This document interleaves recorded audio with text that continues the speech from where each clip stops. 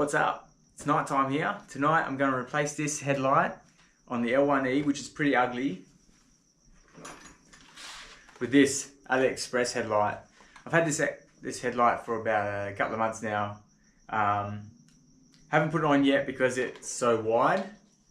I don't know if I'll like the look of it, but I'll chuck it on tonight. We'll go out, we'll test it, and we'll see if it's bright enough to go on the Surron, and I'll show you what it looks like. I will leave a link in the description for this headlight. It's just from AliExpress. It cost 50 Australian dollars. So it's a pretty cheap headlight.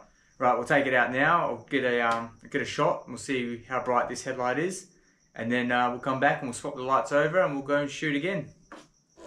Just arrived at the little bush spot. Here's the light. It's actually not too bad. There is no high beam, but yeah. I know there's better lights on the market, but yeah, I don't ride at night anyway, so I don't really need that brightness.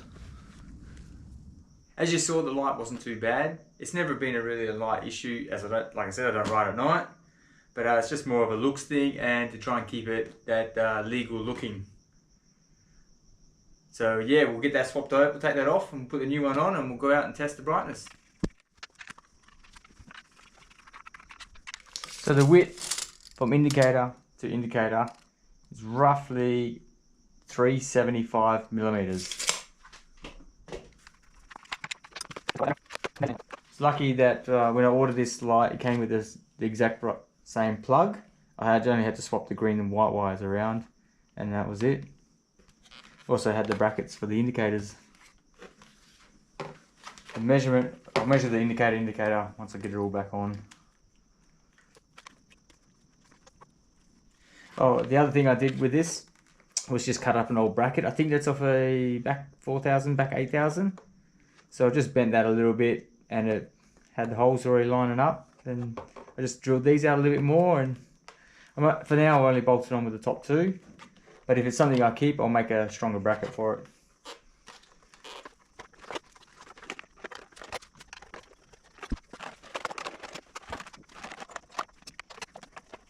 So the indicator on this one is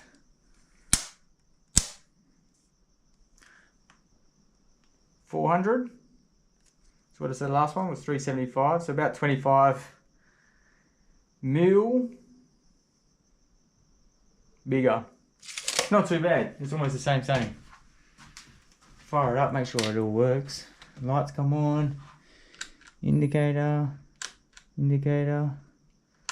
Perfect.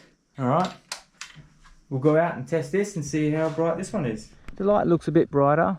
It is aimed a bit higher in the air, but yeah, I guess if you're really going for a light upgrade, you'd want to go a light bar. It's not too bad. It's not better. I don't think it's better. I don't think it's worse. Same. So thoughts on it? It's a like for like headlight. It's not better. It's not worse. If you do ride at night and want a better light, get the light bar. If you're looking for a bit better look than that L1e look, I mean, this thing is ugly. I like it. It's not the worst. It's not the best. It is a bit too fat for the bike, even though it's only about 25 mil indicator. It is. It's still a bit wide. The light that I would like to see is the Ultra-B. The Ultra-B headlight is probably the perfect fit for this. At the moment they're 250 Australian dollars on AliExpress, so I don't want to fork out that kind of money just for a headlight that I don't really use. If you made it this far, thanks for watching. Let me show you what I got installed for the next video. Here it is, the EBMX race battery. This has got the QS8 plug on it. Meant to be good for 30 kilowatts, that's about 40 horsepower. Power to weight of a 450 probably, and definitely the power of a 250.